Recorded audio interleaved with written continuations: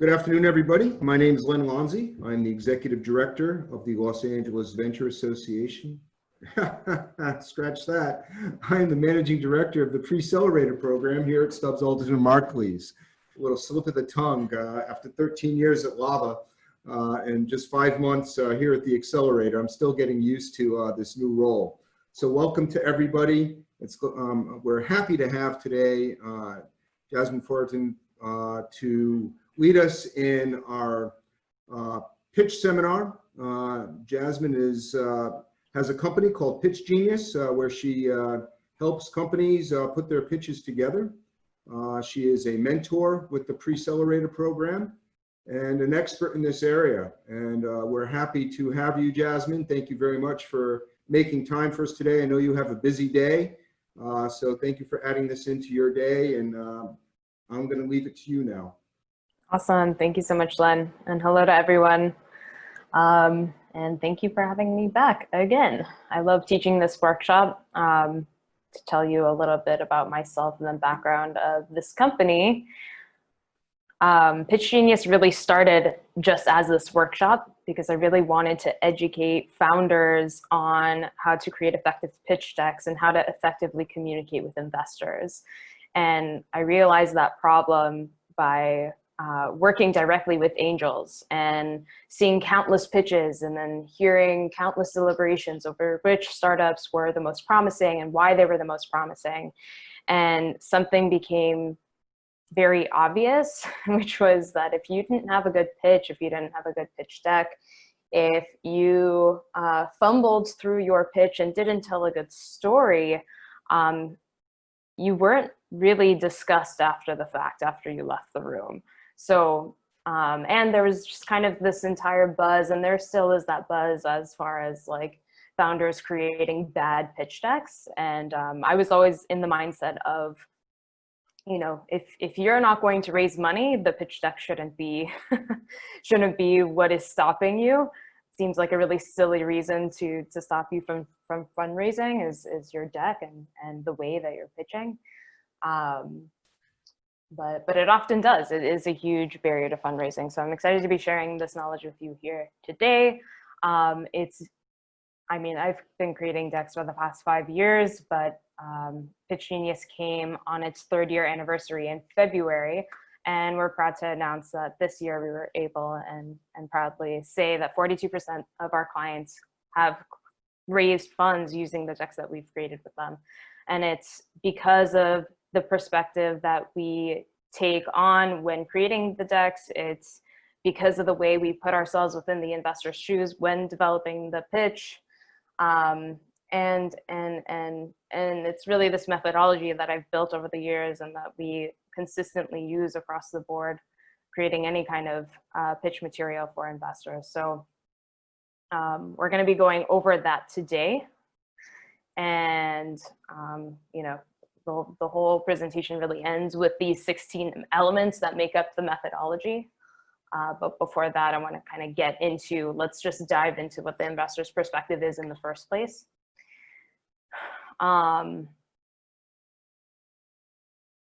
Okay, so when I first started this workshop,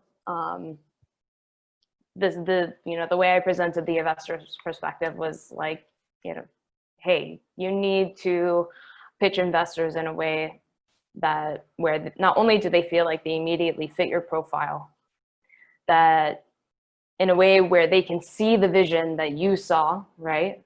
So they can see the vision that you saw that inspired you to start the venture in the first place, and that they will trust you will scale, okay?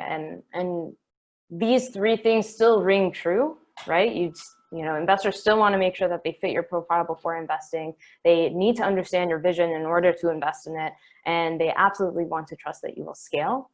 All of these things are true, but there has been an evolution in the perspective over time because of different events within the market. And that's something that has been my job to do, that has been a part of my job, is to kind of keep up with how the investor's perspective has changed over time. And I would say in the last year and a half, sorry, I just want to make sure this is still operating. Okay, perfect. In the last year and a half, you know, when WeWork tried to IPO and they had that huge bust, investors saw that, you know, the public market wasn't ready to IPO a company that, again, was not profitable. And we kind of had a flashback to the dot-com boom era and what was going on then. And so then the messaging needed to change as to what we were communicating to investors. It wasn't just about, you know, you fitting their profile and them seeing your vision and understanding it. It also became about whether you had a path to profitability. It wasn't just about scaling, right? WeWork was that unicorn company that raised all the money in the world to scale as quickly as possible, to, you know, get bigger and bigger and break things. Once they failed to IPO successfully, again, the messaging changed to, okay, not only we need to understand and we need to believe that you have a path to profitability, and now this is a big concern for investors. And now with COVID, right, this has changed again. And, you know, a part of explaining this is to let you know that when you're pitching investors, you should be tuning into what is happening in the market today, what is happening with investors today in order to have a successful pitch. But to wrap your mind around what investors are thinking now, yes, I still think it rings true that they want to invest in something that fits their profile, fits the stage in which they like to invest, fits the pocketbook that they, you know, have, fits the existing portfolio that they might have. But they also need to hear the communication, and you also need to communicate to them that you're adapting to these times. Okay, are you able to adapt? Are you that quick and nimble startup that has been just adapting to this new situation that we're all in? And not only do they want a clear path to profitability, but it's also a matter of communicating survival, right? There are plenty of startups through this time that will not survive. How do you communicate to your investor that you will, and why you will, and how you will?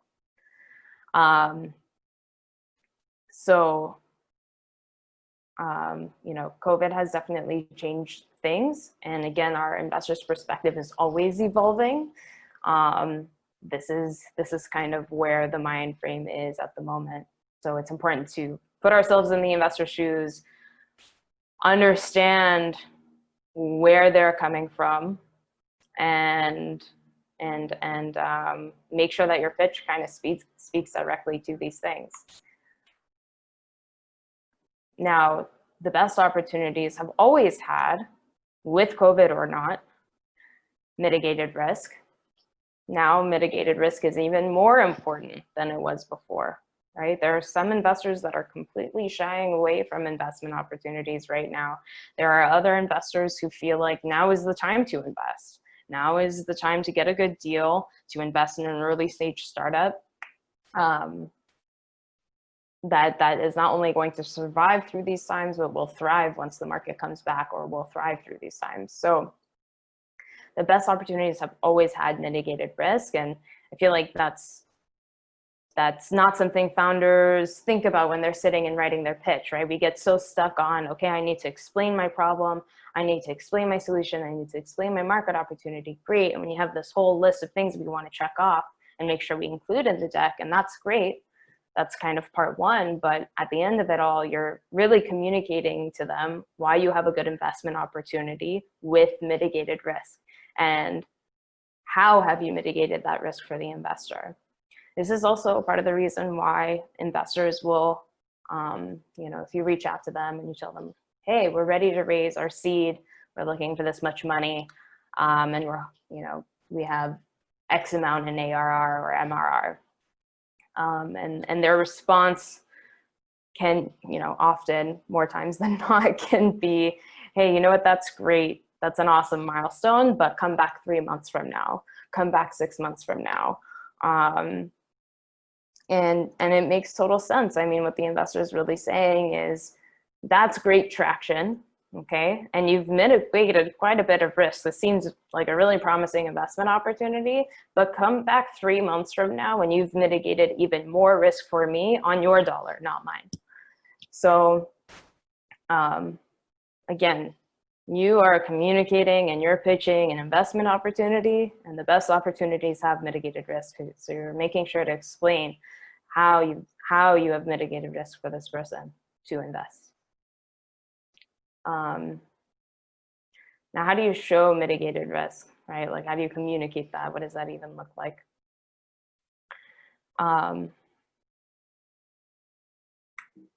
For me, sorry, I just want to make sure. Okay. For me, it comes down to these like kind of 4 big buckets. The first being market shift and opportunity. Okay, so what will always mitigate risk for the investor is knowing that you understand the opportunity like the back of your hand. You understand this problem, this pain, and this opportunity so well that you know exactly how the market is going to shift with COVID. Now, we don't exactly know how anything is going to shift, right? Everything feels uncertain, but at the same time, if you are that industry expert, or if you are so familiar with the problem that you're solving, or if you just have done the research and know what the opportunity is in the first place, you can make assumptions and you can communicate to your investor that you know this opportunity extremely well, and it's an opportunity that is worth investing in, and here's why. Okay, so it's another thing I'm going to keep coming to is explaining why, right? You're not just sizing your market opportunity and telling them, hey, here's my TAM, SAM, and SOM, right? You're explaining why, the whys behind the market opportunity, why it's interesting, why it's compelling, why it's something to pay attention to. You believe the market is going to shift this way due to COVID, why? And this is where research becomes extremely handy. And it's always been important to include fresh market opportunity research within your deck. But because you never really want to make a claim about the market without being able to validate it with good research. Again, just demonstrating that you know the market extremely well is always going to mitigate risk for your investor, and that's the point. The next bucket is communicating that you have a dream team, right? All of this has been, the whole presentation has been adjusted to think about, you know, where investors are now. So originally I would have just said, communicate your dream team. Why are you the dream team? Or why is this money going to help you hire the 2 additional people you need to make the dream team, to execute on this? But now it's also a matter of communicating that COVID has made everyone's situation unstable in one facet or the next, unless you're just extremely lucky. And that's great, that's good for you. But we are all hopefully calibrating and finding our stability and finding our footing. But I think it's extremely important to communicate that not only do you have a dream team, but you have a team that is sticking together. You guys feel stable in whatever income or whatever, you know, investment you currently have, and you'll be able to stretch that out until the end of the year, whatever. But you're communicating that not only do I have the right team to execute on this, but we are stable and we are going to survive. The next bucket is communicating that you're ready for investment will mitigate risk for your investor, right? So oftentimes founders pitch investors and they're not really prepared to actually take the money. And they know that because when they ask you for, you know, a detailed breakdown of what you're going to use the money for, right? What they call use of funds, and you can't provide that, right? If you can't tell them why 50% of your investment, of their investment, is going to go towards marketing, and exactly what kind of marketing, right? And why that marketing is strategic and effective and cost effective. If you can't explain these things, it tells the investor that you're not actually ready for investment, right? So if I have a load of money, right? If I have $1 million and I'm going to invest it into a startup, I want to make sure they know exactly what they're going to use the money for, why they're going to execute on the money that way, and what milestones they're going to achieve with it, right? So it's really like, you want to make sure that in the deck you're presenting and you're communicating, we are ready for this. We know exactly what we're doing. We know exactly this is where we've been and this is where we're going. That would be the third bucket. And then the last, of course, is really the obvious one, which is traction, right? Traction, growing traction will always mitigate risk for the investor, probably mitigates the most risk, right? Because you have proof of concept, you've validated your market, you have traction, you're earning hard dollars based on the service or the product that you have developed. So traction will always mitigate the most risk for your investors. Now, right now, traction is kind of a tricky situation for some startups. Our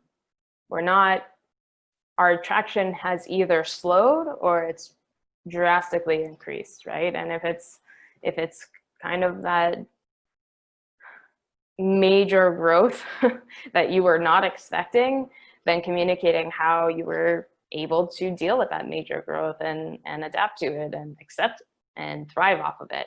For other startups that have the experience to slow down and deals are kind of at a halt, and you don't expect to generate revenue or sign contracts within the next couple of months, that's understandable.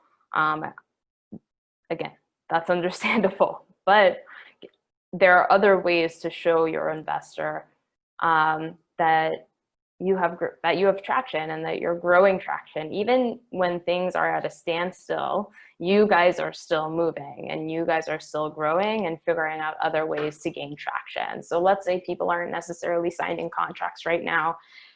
Maybe now's the time to create more strategic partnerships, right? Maybe people aren't signing contracts right now, but you can develop and grow your sales pipeline. So when things do pick up, you know who those first 10 prospects are that you're going to go after or you're going to follow up with. I was speaking to a startup yesterday who got an article in Entrepreneur magazine. That's traction, right? So there are other ways to show traction, always, right? There's always been different ways to show traction. Revenue and profit, or user growth and revenue growth, these are the two ways that mitigate the most risk for investors, but at the same time, while things are slow, there are other ways to do it.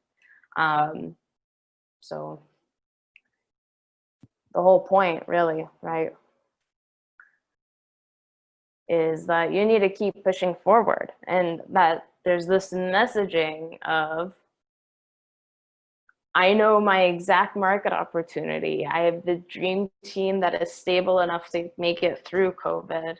We are absolutely ready for investment and maybe can use this slowdown period, or we absolutely need this money and we're ready to take it because we're experiencing major growth.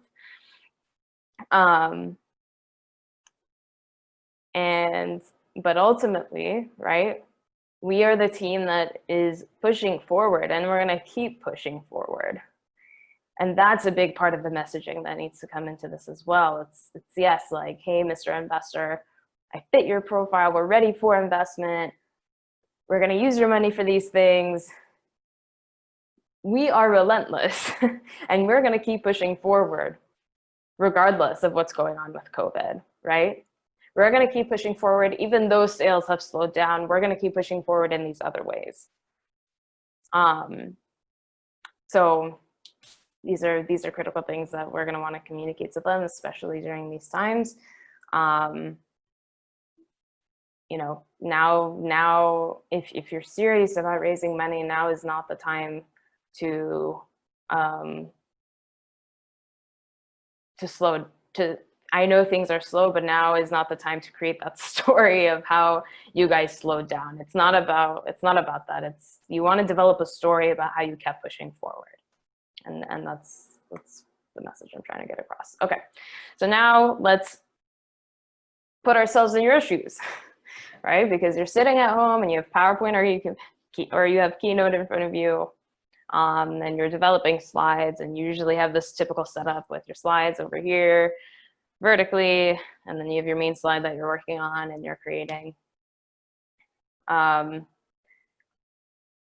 challenge you to develop a storyline, right? And to develop story with these slides, okay? And I challenge you to, instead of seeing the slides in this vertical fashion, to shift your perspective and tell a story, and as if like each page and each slide of the deck is a page within a storybook, right? A page within a children's storybook, because it's supposed to be really light on content. It's supposed to be visual, right? We want to share one idea at a time. And we're going to tell a story. You're going to tell a story about why your startup will thrive during COVID, post-COVID, but ultimately why your startup will continue to push forward and how you'll continue to push forward through this and survive. You're also going to want to focus on telling a story that's backed by research, right? Like, so everything that's going on makes your market opportunity uncertain, right? And a lot of the times when we're pitching our investment opportunity, we're really just pitching a market opportunity, right? Like, yes, your product matters, your solution to the problem matters, but you're selling a market opportunity at the end of the day, an opportunity. So telling a story that's backed by research as well is going to be to your biggest advantage and benefit during this time while everything feels so uncertain with the market today. So again, regardless, you're telling a story, and that's a big part of what we do at Pitch Genius, and why we are so successful is because we are able to tell a story with these slides.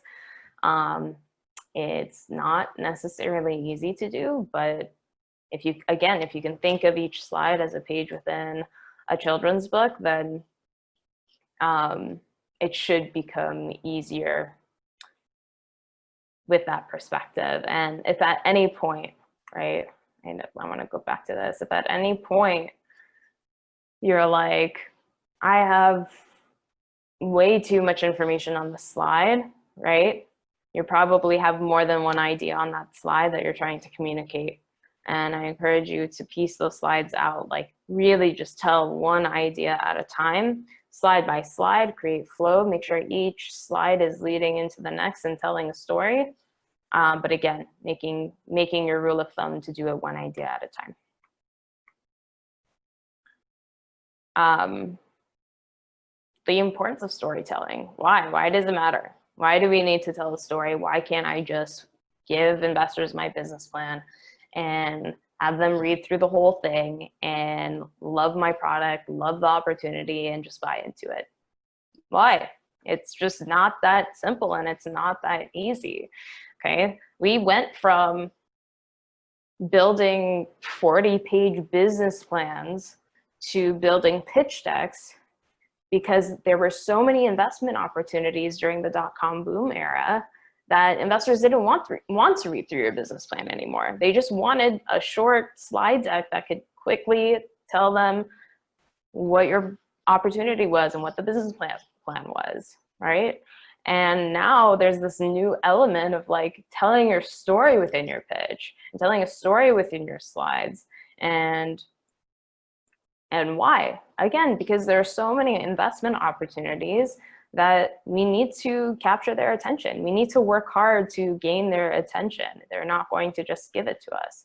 Just as we work so hard in today's noisy market to grab the attention of our consumers, the same thing we need to do for our investors. And the pitch deck is fundamentally, it's marketing material, right? It's just marketing material for your investment opportunity. So it's important to get creative. It's important to think, well, what is my story and what is that hook, right? What's the story I want to tell that's going to hook the investor? And ultimately the function of it, right, other than standing out from the crowd of other investment opportunities, is the fact that stories are easier to remember and stories are easy to share. And when you pitch your investor or you pitch a room full of, people at a pitch day, or a competition or on demo day. You need to tell a story, and you want to tell a story that's going to be easy for everyone to remember in the audience and easy for them to share. So your pitch has a ripple effect, and it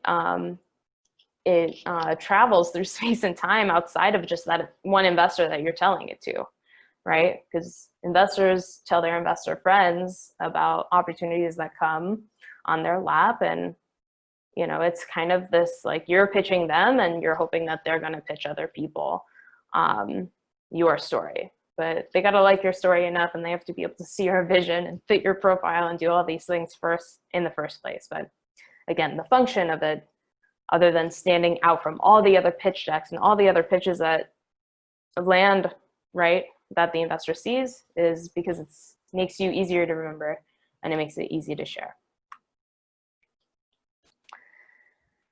So for the remainder of the year, right, we may or may not have demo days. I'm not sure. I know most of them have been rescheduled or turned virtual. So you're really dealing with virtual pitch days and might be preparing for that. We're always going to email out your teaser deck or your full reading deck, right, for the investor to sit at home and read the deck by himself, which right now it's really the only option. Okay, so you're either like doing a Zoom presentation or reading it at home within the situation that we're in right now. But either way, whether you are doing, you know, whether you're emailing it to an investor so they can read it on their own, or you're presenting it to an investor over Zoom or at a virtual pitch day, you need two different versions of your deck. A reading deck is a deck that stands alone, that you email to the investor. It has more content on it, and it pitches him from beginning to end without you there to verbally explain anything. Your presentation deck, whether it's on Zoom or not, is much lighter on content and is more visual and just focuses on the visual. So you're gonna have multiple versions of your deck. Be aware of that. So if at any point you're like, you know, I see this all the time. People are like, the slide is just still too busy. When in fact, actually, the slide has just enough content on it to read on its own. That's again when I need to remind them, like, hey, no, this is a good slide. This is a great slide for your reading deck, for your standalone deck, for your deck that you're going to email to the investor, right? Because it needs to be able to stand alone. You want to turn it into a presentation slide, then yeah, just have an image on there. And the biggest difference that I can, you know, the way I can demonstrate this is the deck that I'm sharing with you right now over this Zoom. This is a presentation deck, right? It's highly visual. I have very few words up there. And hopefully you're paying attention to me versus the slides, and that's the ultimate goal. Okay, let's move on as time is running. So there's also a major difference between your sales pitch and your investor pitch. Your sales messaging is much different than your investor messaging.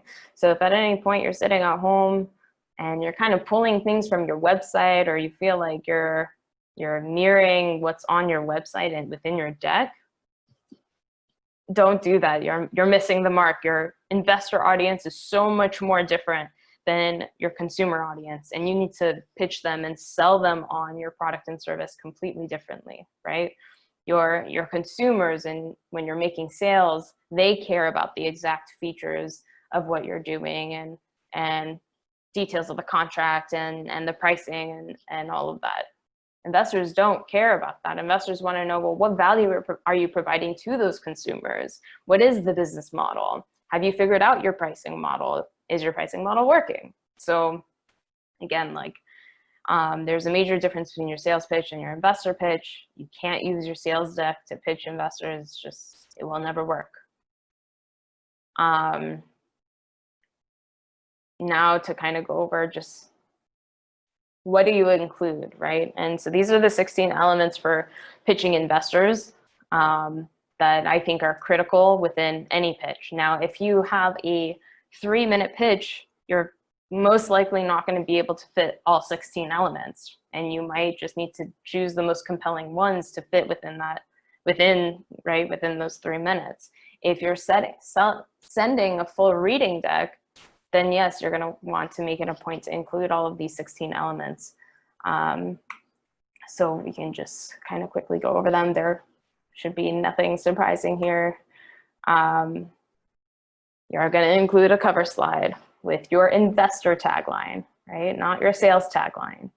So again, when you're pitching investors, if your tagline is to save the world, and that works for your consumers, that's great. But that's not, your investor doesn't really care about that tagline, and that doesn't really mean anything to him. The first few words on the cover slide of your deck are going to explain exactly what it is that you do, right? Not your branded tagline. I always suggest including an executive summary, and this is always for the reading deck, something that you would email out. It helps and gives the investor a snapshot into what stage you're in, what you guys are about, a full sentence as to exactly who you are and what you're doing and which market you're serving. But again, there's even within a presentation, or when you're pitching an investor in person, it's always better earlier on to make sure they understand what stage you're in. Nothing hurts more than to pitch an audience and then have, the judges ask, is this launched? What stage is this in? Have you even launched this? And it's so easily missed within your pitch that make sure it's very clear, from the beginning, what stage you're in. And that's kind of the function of the executive summary. Now, the pain and opportunity, of course, your solution, your technology and how it works. Again, these are all elements. The technology and explaining how it works is not always so important. Depends on how detailed and how complex your technology is. And if it's very complex, maybe you have a couple of slides. So again, I don't want you guys to think of this as these are the 16 slides I need to include within my deck. It's not the case. These are elements. Not all elements are pertinent to every startup or to every story. Some elements might require 2 slides. Some elements might be able to be combined and put into 1 slide. So think of it more as a checklist of different points you want to hit, but these are not necessarily slides.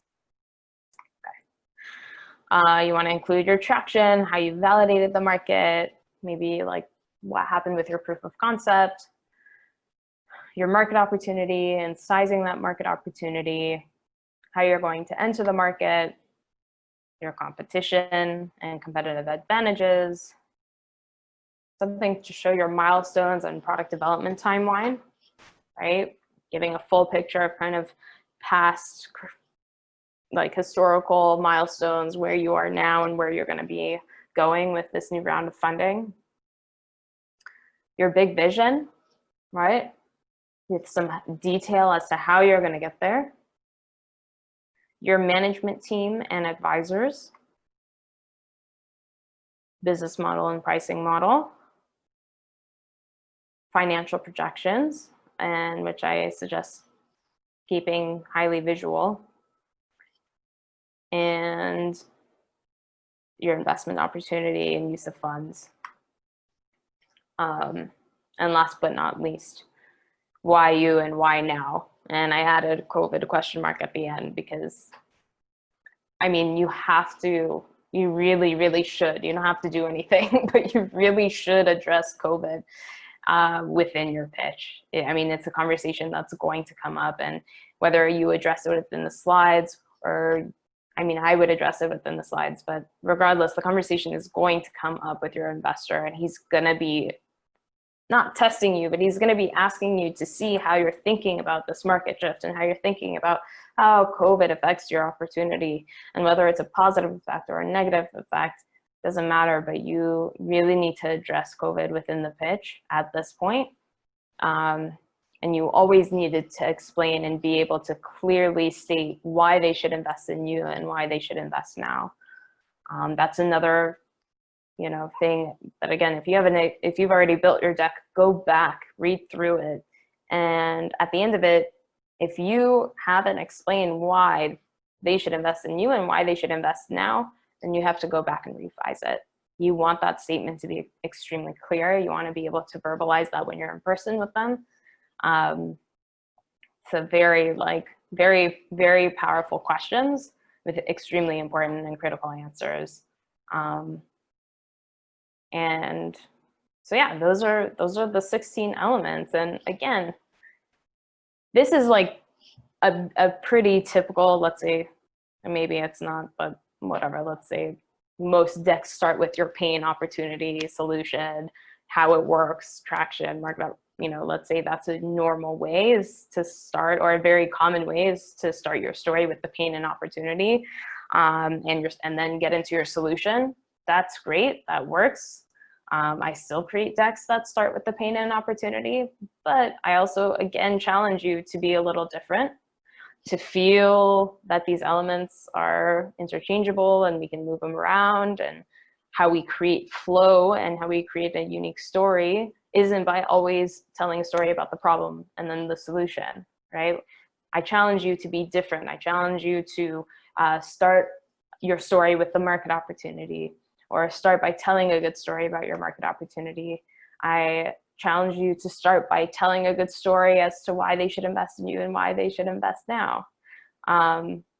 There is no right order to your slides, okay? And if everybody's always sticking with the usual order that every investor is used to seeing, it gets a little monotonous. So again, I challenge you to not only write a story within your pitch, but to change things up and make your deck stand out, and to be able to deliver a pitch, whether it's through Zoom or by emailing the deck, that really takes the investor through your story. And yeah, as far as how many slides, this question always comes up, so I'm just going to answer it now. If you don't know the investor at all, maybe you found him on LinkedIn, maybe a buddy gave you an email list because he had it, do not send any slides to that cold lead. Okay, they are a cold lead. Investors don't like it when you just send them their deck. You're basically telling them, hey, Mr. Investor, I don't know you at all, but please, can I have 4 minutes of your time, 5 minutes of your time? Here's the deck, here's some homework for you, right? They don't like that. It's not a good way to start off the conversation or to start off the relationship with them. Instead, just send them an email with like a few sentences, an elevator pitch, as you know, that includes like who you are, what you're doing, what it's for, right? What the opportunity is, and what stage you're in. And then you can ask, hey, is it okay if I send you my short deck? Or is it okay if I send you more information? And if they say yes, then great. And now you know that they're even interested in the first place, right?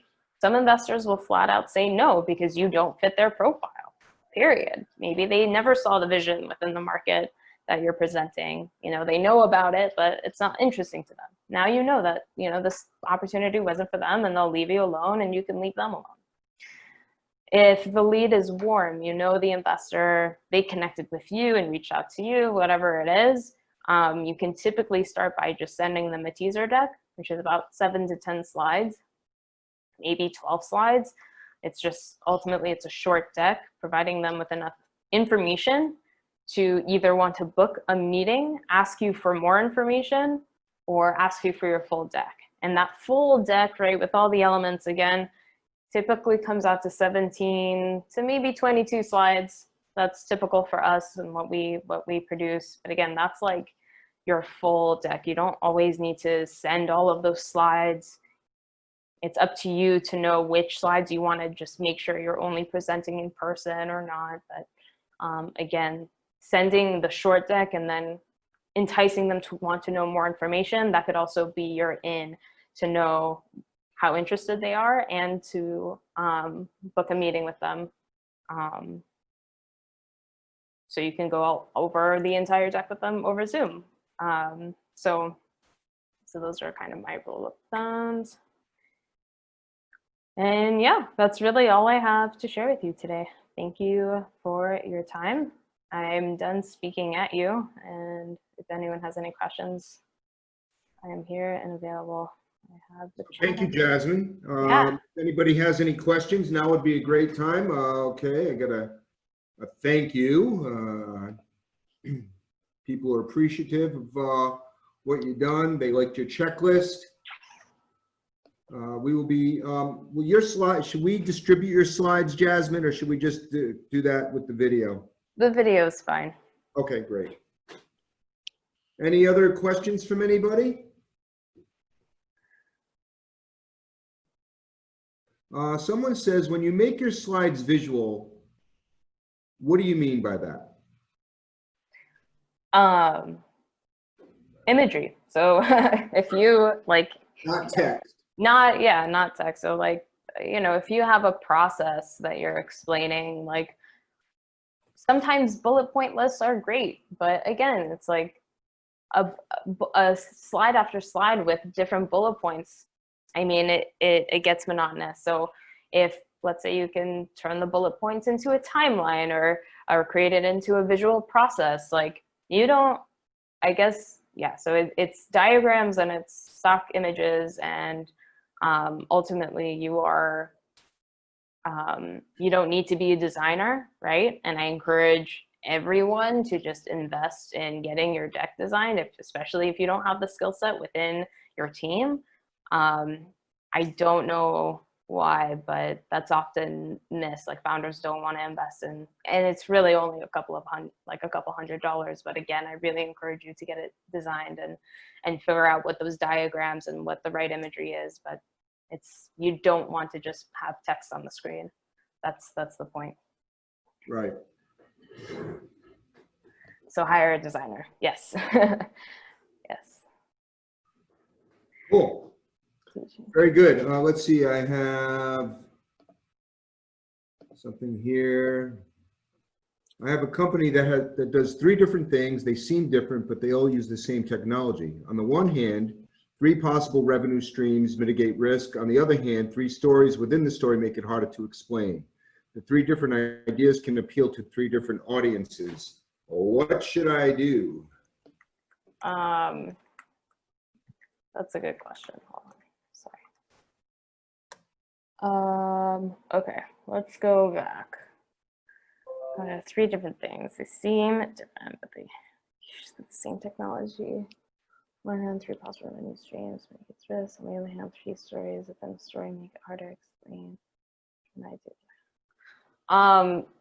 I would say is there a way to maybe you don't tell a story about the 3 different, what it seems like, target markets.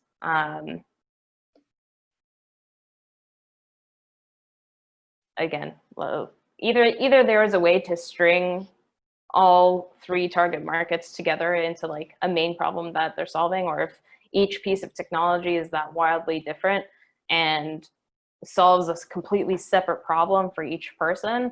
I would, maybe you can, again, try starting the story with something else other than the problem, right? Because when you start with the problem, then you're like, well, I have 3 different problems I'm solving, right? What if you start the story with the technology and how you came to realize that this technology needed to be? Or what if you started the story with the traction you're experiencing? And then, I mean, again, it just sounds like you're trying to start the story with 3 different problems, and you can there has to be a way to easily explain all 3 and while presenting them as, yes, different revenue streams, which definitely mitigates risks.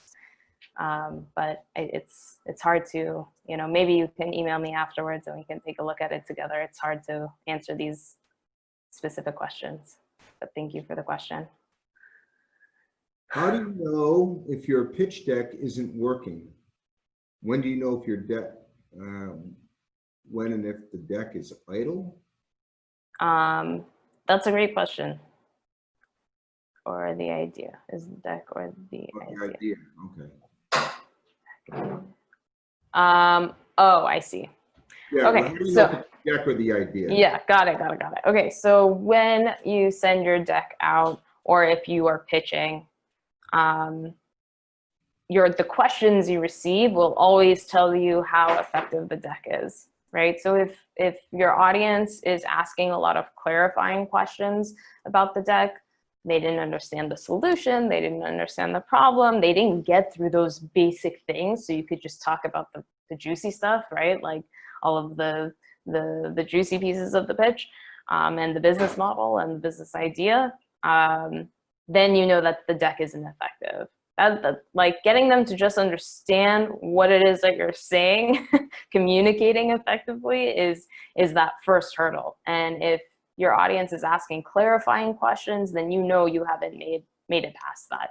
And you need to go back and either rewrite or redo the slides. I don't know. There's a million reasons why it can be communicated effectively.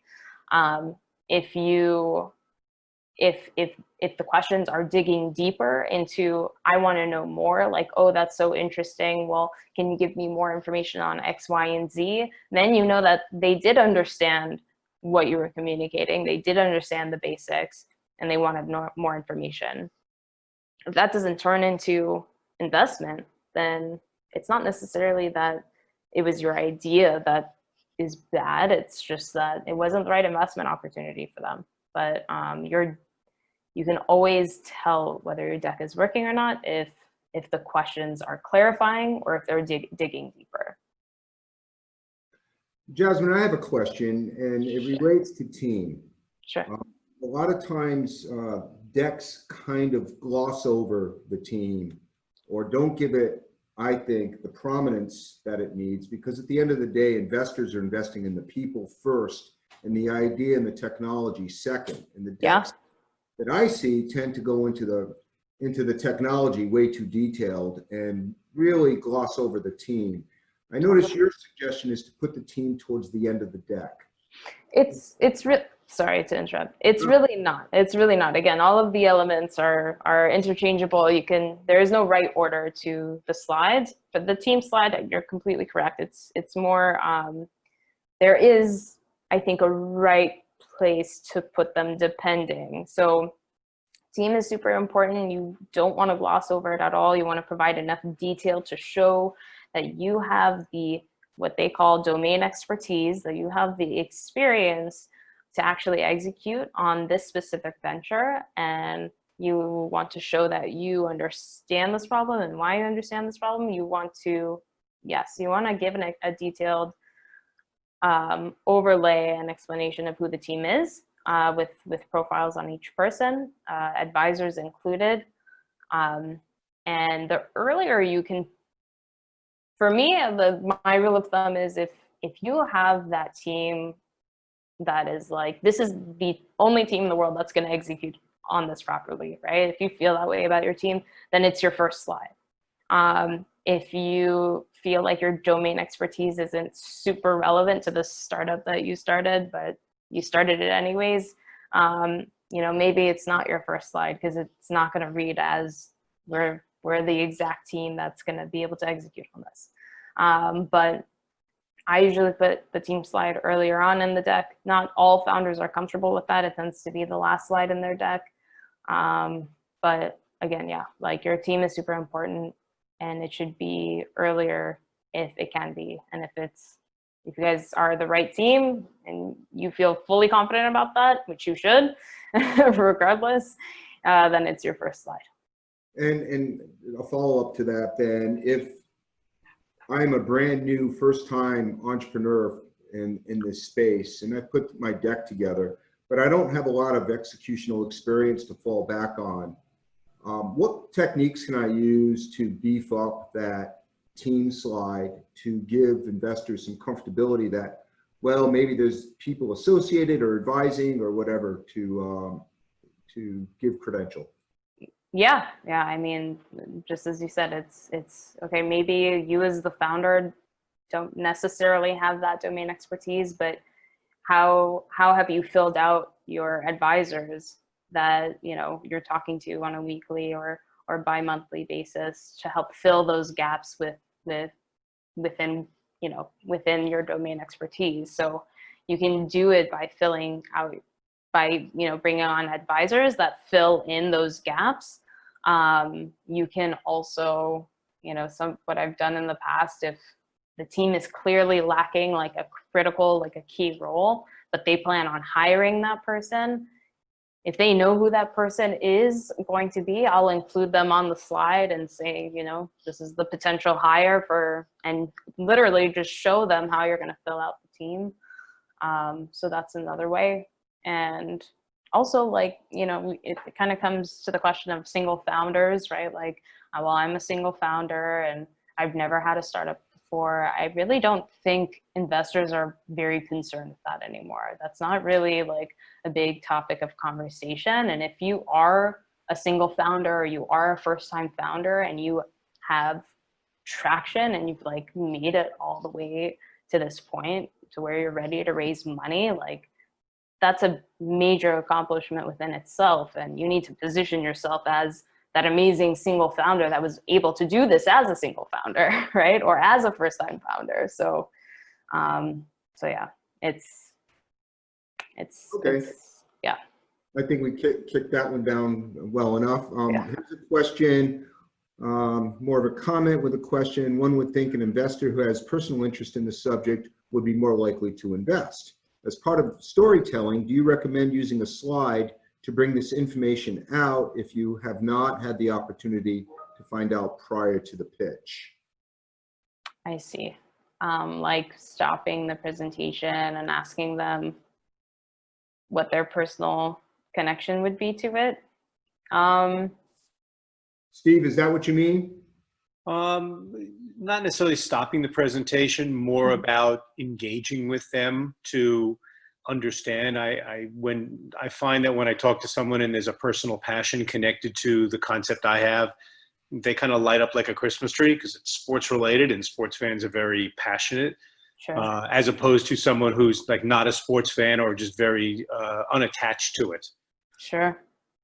Sure. I would say that if you can, it's kind of, I mean, like, it's kind of a gamble though, right? Like, what if you start the pitch and you're like, how much do you love sports? And they're like, I actually don't love sports, but I know it makes a lot of money. And maybe then it's like, you're kind of off to a rough start. I think it's always best that when you're in person, just give your pitch. If you can find out the information prior, right? Then great, speak directly to that person. Or you can, like, that's a situation where you can assume you can assume that person knows that when people love sports, they really love sports, or like, you know, and maybe you can, you know, it can be something you either address as like, do you love sports, or do you know anyone within your, you know, within your family that absolutely dies for sports? And then you'll most likely get an answer of yes.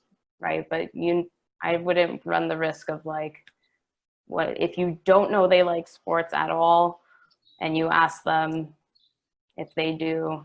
Again, it's like one of those specific questions that it's a gamble. But if you include you and or anyone, any of your friends, then it kind of casts a wider net. But it's something to really just test out. You never really know if your pitch or your story is going to work until you test it out, and then you take the feedback from that pitch and improve on it. It's an iterative thing. So Great. I don't see any other questions related to the presentation other than someone would like to know how to get their hair as gray as mine.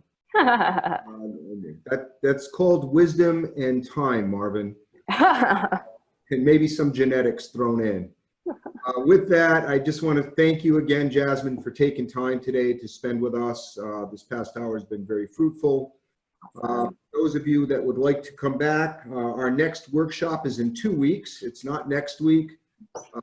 And we will have a program on talent recruiting and management. So this kind of fits into that whole team slide, which is very important. Awesome. I was just going to give, sorry, hold on, everyone, my email address. It's somewhere within the chat, but it's, yeah, it's jasmine@pitchgenius.co. That's it, Jasmine. But yeah, they'll send it out as well. Excellent. Well, thank you, everybody.